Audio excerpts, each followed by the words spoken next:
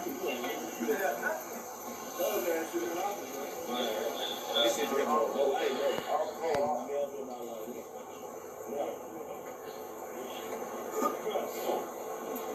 and you should have been there.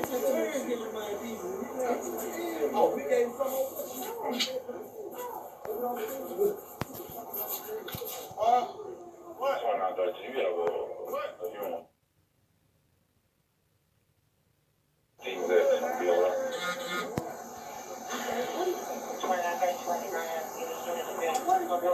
Bro, he talking about he got one in custody, bro. Hey, come here. Kilo 3-4. Are we still dead? He heard us. We over there. Why he over there? For one in custody, extra for a car. 2901, Kilo still needed. You got there for y'all better test. We was already on this. We was out there. Because when we made the stop, man, this was really fire. I couldn't get on the radio and fuck this on. Yeah, you know, extra. What's the name?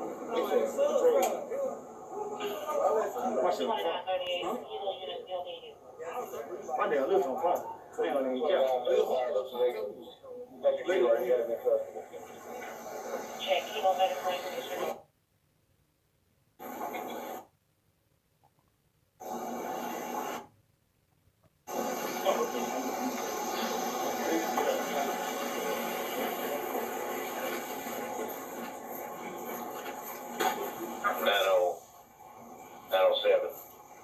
What unit transported that stabbed victim in to where?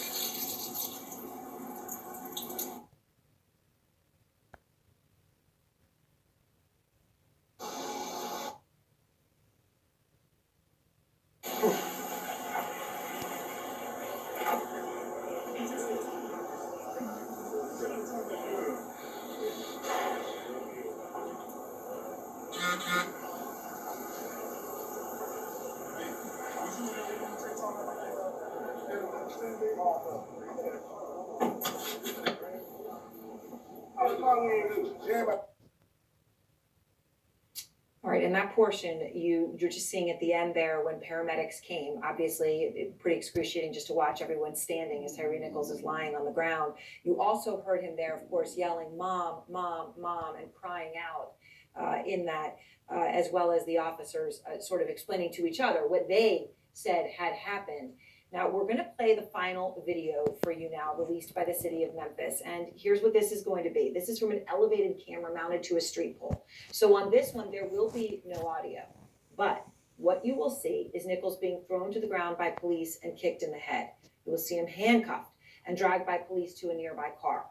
All of this is going to be on this Skycam video, basically from a light pole near where this happened. So you won't hear it, you will see it though, and it is incredibly graphic. So I warn you about that. I want you to know, of course, as you make a decision on whether to watch it, that is what you will see here. So here it is. And in this moment, as it begins here, John Miller is with me, of course, formerly of the NYPD. John, what we have seen so far, and we're about to see now, the excruciatingness of just watching them standing around, so many of them, more than the 5 who were charged in each instance. Yeah, so at some point you see up to 8 police officers on the scene at the second scene.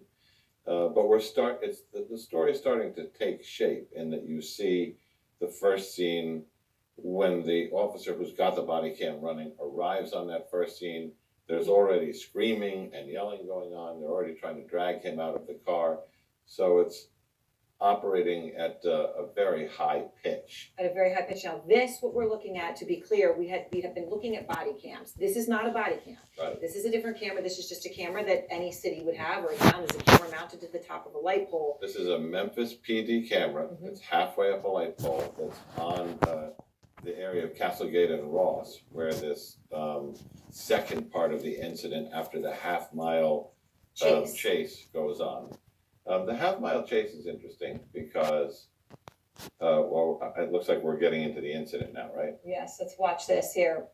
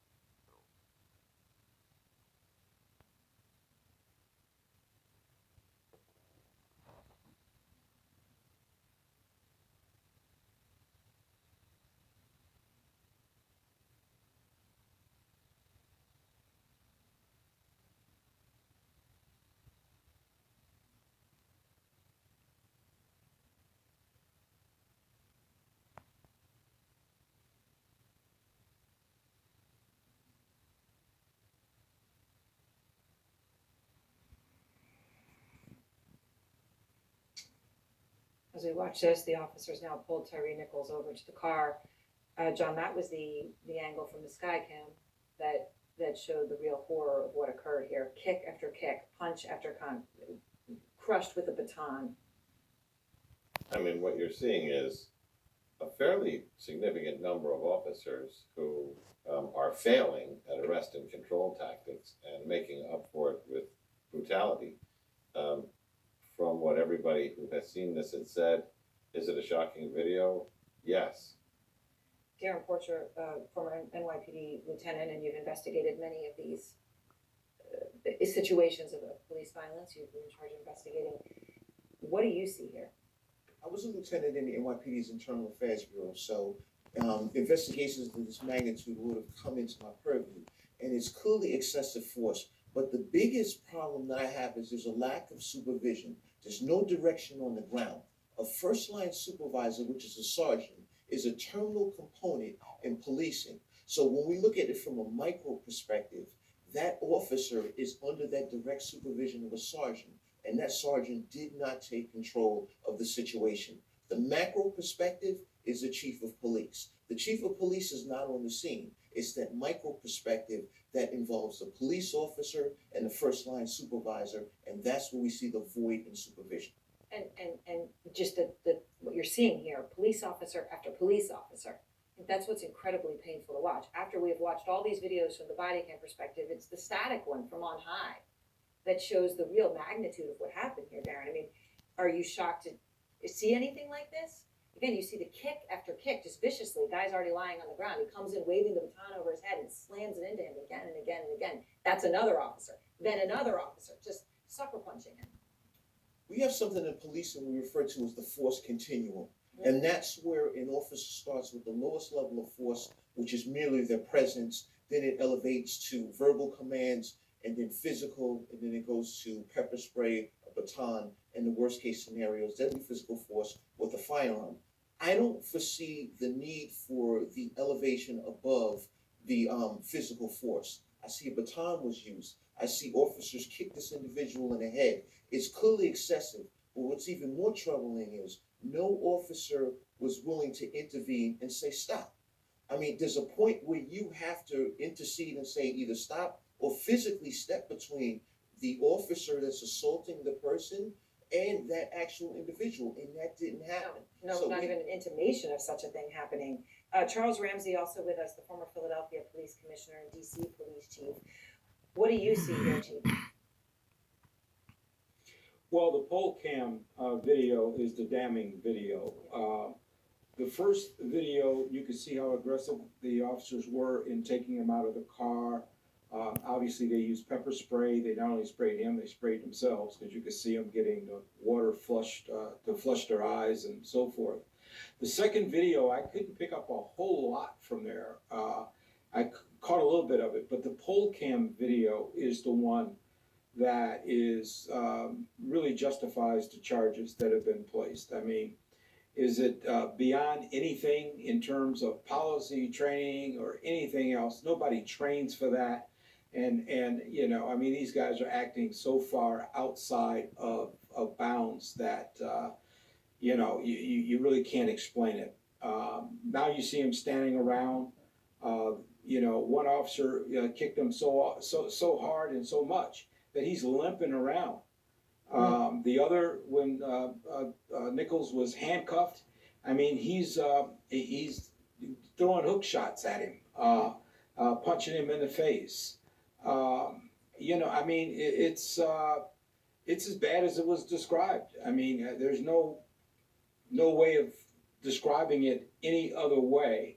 I've not seen, I was looking to see if I ever saw a sergeant or any supervisor at the scene. It's nighttime, so it's very difficult. So I was looking for chevrons or something that would indicate a supervisor. I haven't seen that yet, but that's something that I guess the police chief would know whether or not there was a supervisor on the scene, but I haven't seen one yet. Get into you and Darren both mentioning the importance of that. Joey, one thing that the chief just mentioned, you see the people standing around, and that is the other part that just stands out about this. They are standing around, even when the paramedics come, and I want to clarify, I earlier said the two firemen were fired. They were put on administrative leave, so I want to clarify that. But that also stands out. You have a guy that they know they did this to, and he's just sitting here. We're just watching this. He's continuing to stand there. You've got, at one point, if you count, I've counted at least 8 people. It's really just horrific. It's brutal. It's very difficult to watch, Aaron. You know, I'll tell you this. My dad was a police officer, may he rest in peace. And he always told me that out of all the weapons that he had, the most effective weapon he can ever use was interpersonal communication, speaking to someone, relating to someone, respecting someone, treating them like they're a human being and that they matter, and that would de-escalate everything. So what do I see here? What I see here is no interpersonal communication at all. I see no immediacy of threat that was posed to the officers such that they would respond. I see no proportionality with respect to the force and the hitting and the punching and the kicking and using, everything that they used. And then finally, I see summing that all up there, and I see no reasonableness. Last point, right? And that is, you ask about, them milling around and what they could do. You have a duty to act, to intervene. And that did not happen. And that is problematic, it's troubling, and it's criminal. And that's why this is being prosecuted to the degree and the expediency in which it is. And I should say here, right now I just counted 9 or 10 people. We know that 5 have been charged with second-degree murder. There haven't been other charges yet. There may be, right? There's a lot here that we don't know. Watching this, as we've all watched it together, when Tyre Nichols is screaming, "Mom, mom, mom," I mean, that's hard. It's hard to hear. Don Lemon, you've been watching all of this as we all have together. What has stood out to you the most seeing it? As long as we're being honest, all of it. I mean, from the officers' actions to their words to what has happened to this young man. I mean, the officers, if you listen to them, they sound like they're hanging out at a barbershop or outside of a bar talking shit. That's what they sound like. They don't sound professional. They sound like they're just, hey man, making up excuses. Yeah, and he did this and he did that. I can't believe that these are professional police officers. And from the very beginning, the police chief is right. They were amped up. And I believe your panelist, Joey, all of these guys are right. All they had to do was explain to him why they were stopping him. He said, "Why are you stopping me? You all are doing a lot." All they had to do was tell him why they were stopping him, and they didn't do it. They kept going. So what I may have run too, if a bunch of people just ran up to my car and tried and pulled me out and became aggressive. I might do the same thing. So he runs, and then they find him. It is obvious the man is trying to run home to his mom. That's what he's trying to do. So they get him in the neighborhood, and then they put him on the ground, and you hear them talking crap again. Your mom, she can't hear you, as if your mom can hear you. And I'm gonna tase or pepper spray the shit out of you. I'm gonna baton the F out of you. They're saying all of these things. That doesn't sound, why? What is the need for that? And then they get him on the ground, and this poll camera you're right, it is the most damning. Now listen, I have to be honest. This is bad in that this young man is dead. Is it Rodney King? I don't believe. I think this is Tyre Nichols. It's different. Rodney King was beat for baton for minutes. If you go back and look at the Rodney King video, Rodney King was on PCP. This gives you this extra strength that police officers can tell you about. It is different. Is it just as bad? It's worse because this man was killed. Rodney King wasn't killed. He ended up dying eventually from something else. This is awful in its own. This can stand on its own. So we don't need to do the comparisons to Rodney King. This is different. But then when he is unconscious on the ground after they beat him and kick him, they leave him there. They prop him up against the car, he falls over. They prop him up against the car, he falls over. They prop him up against the car, he falls over. And you have all of these people on the scene and they're not rendering help. This is awful. This is a failure, not only in policing, it's a failure in humanity. And I'm uncomfortable actually watching it. And I know this is my job as a journalist, but this is uncomfortable. We're watching a man being beaten to death on live television right now. It is a tape, but we're live doing it.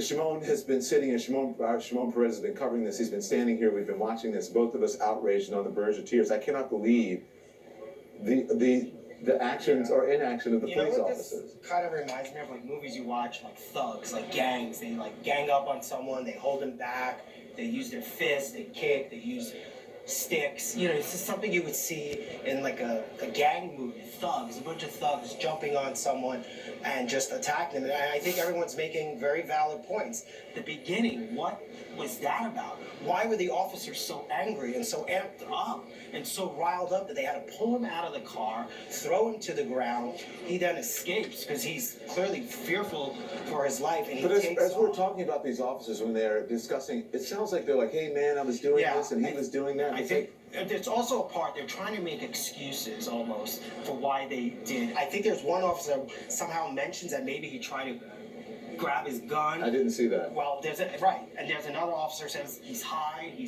So they're already making excuses for some of their actions.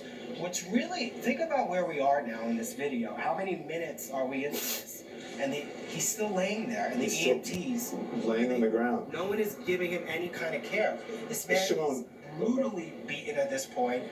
Stand They by. had Let's time to take him to a hospital, and perhaps had they acted sooner. I don't know. We don't know this medically. Yeah, but let's bring in. Speaking of, let's bring in CNN's Dr. Sanjay Gupta to help us do that. Sanjay, this man has been laying there for a long time. No one is rendering care to him. He's been kicked. He's been punched. He's been batoned. We saw in the video that he's been bleeding. Obviously, he has injuries. Yeah. Take us through this medically. What should have been done on this scene, and what is he suffering from? Well, I mean, obviously, it's horrific to watch, and you know, as a trauma neurosurgeon myself, you know, sometimes we'll see patients who are brought in, but we never really see this part of things.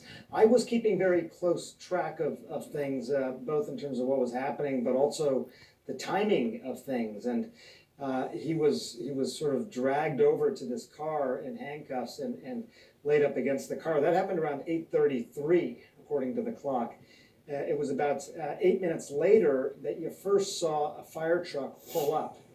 But nothing really happens at that point. That's what's sort of stunning. I guess that's what you and Shimon are both sort of alluding to. 8:55, so 15 minutes later roughly, is when the first time he seems to be assessed. Someone actually has a bag and is trying to assess him, but it's not till 9 o'clock. I don't know if we've seen this in this video yet. I watched some of it earlier, when you finally see people starting to actually administer some sort of care. So it's about a half an hour. And, you know, when you watch this, there's all sorts of different injuries he may have suffered. I mean, so many of the injuries to the head. I mean, you saw kicks to the head, you saw these blows to the head, punches to the head. That's obviously very, very concerning. And what can happen in that situation is that the brain may start to swell. And that's why this timing is so critical, because if the brain is swelling, he still seemed like he was talking at some point, but he's obviously getting worse. The brain starts to swell, then you're not getting enough oxygenated blood to the brain anymore, and that's what causes the big problem and what can lead to death ultimately. Don't know. All we've been told from the pathologist so far and from Benjamin Crump's office was that he had significant bleeding associated with the beating. We know that. We can see that. My concern is that so much of that happened inside his skull, Don, and I mean, it was just really, really hard to watch. So he should have been taken to a hospital immediately. Am I wrong? No, absolutely. I mean, I count at least a half an hour probably. And that's after the fire truck or EMS, I can't tell what vehicle that is, was there. So he should have absolutely been taken. Shimon made the point, do we know that would have made a difference? Can't say that. But yeah, I mean, he's just laying there, obviously in critical condition at this point. But you know, there was a discussion with you can hear on the transmissions about whether or not to bring him back to the scene. What I can't figure out, and I've been sort of still, this is something that has, I don't know, the fact that the EMTs did not take him, the fact that we had heard about this earlier has sort of stayed with me. And when you watch this, it's hard to believe that none of them, they would offer him any kind of aid at this point. And you see he's handcuffed at this point, and he's seemingly unconscious. He's falling in different directions, but I think he's going in and out of consciousness, because there's a point where he's laying and he falls over, and obviously he's out of it, and then they try to. But no one's helping him. That happens. No one. Sanjay, in this situation, right? He can go, come to, and then go back out again.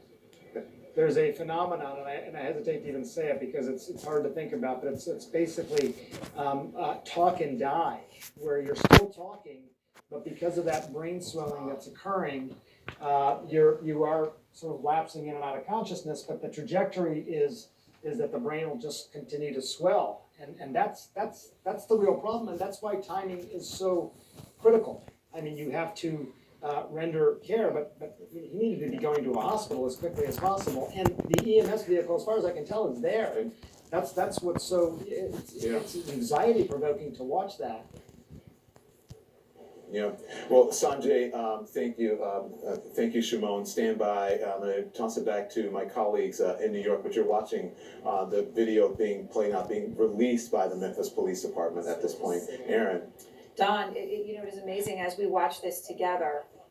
You're in Memphis, I'm here, we're watching this, and we are still watching. Everyone should understand, this is still the actual video released by the city of Memphis. So as we're watching here, this isn't a replay, this isn't a let's just show how long it took them. This is still happening. He is still lying there. We understand there's another 6 or 7 minutes more to go before this Skycam video ends. So all this time is happening as they're milling around, and as Sanjay was just telling Don, in critical condition, you have someone lying on the ground there, and they're doing nothing. As our coverage continues here, this is a special edition of Anderson Cooper 360, and I'm Erin Burnett, along with my colleague Don Lemon, who has been on the ground covering this story tirelessly from Memphis. All of our reporters and our experts are standing by. Van Jones is also with us. And Van, as we watch this, I want to emphasize again, we are not replaying it.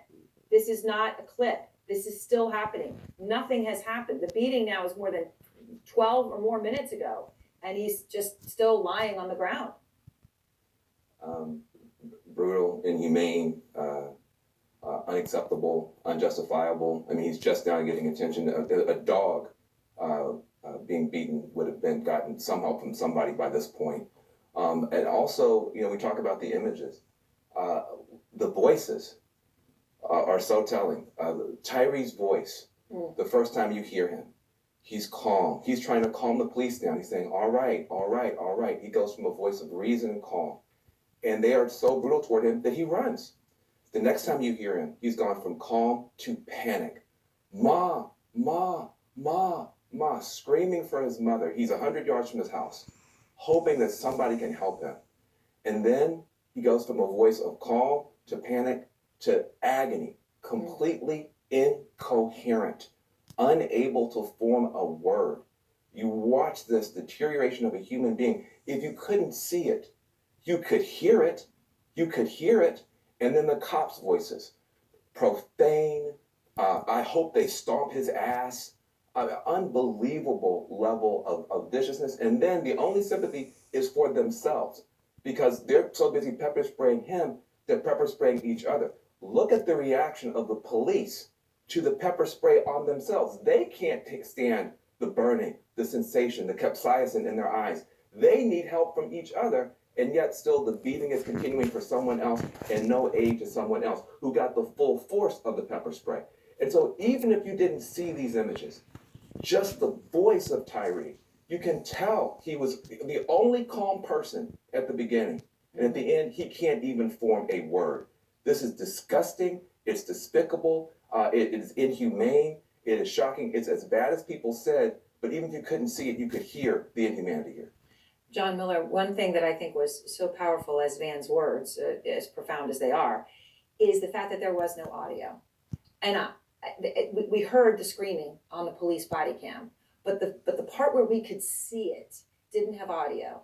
And for me, that actually was more powerful, to be forced to watch something without the audio when I knew what was happening. Well, oftentimes it's the view that allows you to stand back from the incident and not be in the middle of it and remove all the distractions of the sounds where you can see it most clearly. And that's what we just experienced when you saw that first baton strike, followed by the 2 or 3 head kicks, followed by the head punches that were going on, which was all alarming. But when you see what happens after, when it goes from this pitch brutality to slow motion, where he's lying there, There's a fire department unit gets there, an ambulance team, and they're standing there, and they engage with a brief conversation, and that medical bag is sitting on the ground. Yep. And they're still standing there, and an enormous amount of time is going by without a stretcher coming out, without him being put in an ambulance, without vital signs being taken, without injuries being treated. And as Sanjay told us, you know, we've seen multiple instances of blunt head trauma where his brain is starting to swell, a concussion is turning into something worse. And the two medical professionals are kind of standing around waiting for it's not clear what. And Darren, this is what is shot 9 times in under 4 minutes, we understand from watching this, is how many times he was struck. And yet what you are struck by watching this is the complete and utter lack of urgency by anybody. Seems like there's paperwork coming out. I mean, that there's absolutely no care for the fact that there's a human being sitting there. Absolutely. You have to take in consideration police officers are public servants. The public is not being served appropriately in this case. But I want to go back to another point that you mentioned earlier, Aaron, in connection with the view that we have, the silent view. The pole camera gives us an unobstructed view, whereas when we look at the body cam video from the officers, it's somewhat juxtaposed, it's bouncing all over the place, so we don't have the ability to gain a clear and concise angle. Whereas the pole camera gives us a far more comprehensive perspective as to what's happening. Therefore, we can frame this accordingly. And then when we speak to the testament of a person that's in need of care, you as a police officer, it's commonplace for an officer to shoot someone and then turn around and do CPR on that same person that they shot. But we look at this situation, we have officers that are clearly embarking upon a campaign of brutality, and no one is doing anything to help him. And so it goes back to the failure to act, the failure to care, and the overall obliviousness of the officers that are just standing around when we clearly had someone that should have been taken into custody and removed from the scene. Finally, you see a stretcher, okay? This is still the video playing out. Everyone should know it has not finished. We are not replaying it. This is still playing out. Finally, a stretcher has come. And Joey, as we're talking about this, when you watch it, you feel as if it's sort of everybody just ganging up on somebody. You do. And I think, Aaron, that is part and parcel for why the prosecutor is charging it and acting in concert. Remember, there is no distinction from a prosecution perspective with regard to what they're being charged with. And if you look at the charges and you look at their conduct, I think you can match it pretty clearly and make the case in front of a jury. There are people who are asking, hey, is it murder 1? Is it murder 2? Well, what's the difference? The prosecutor in murder 1, Aaron, does not have to prove that it's a premeditated killing, but instead have to prove under murder 2 that it's a knowing killing. What does that mean? It means you're reckless. It means that you have to know and appreciate that as a result of that conduct, that a death could result. And you cannot tell me if you're punching someone indiscriminately and repeatedly in the face, if you're kicking someone in the face and about their body, if you're using a baton to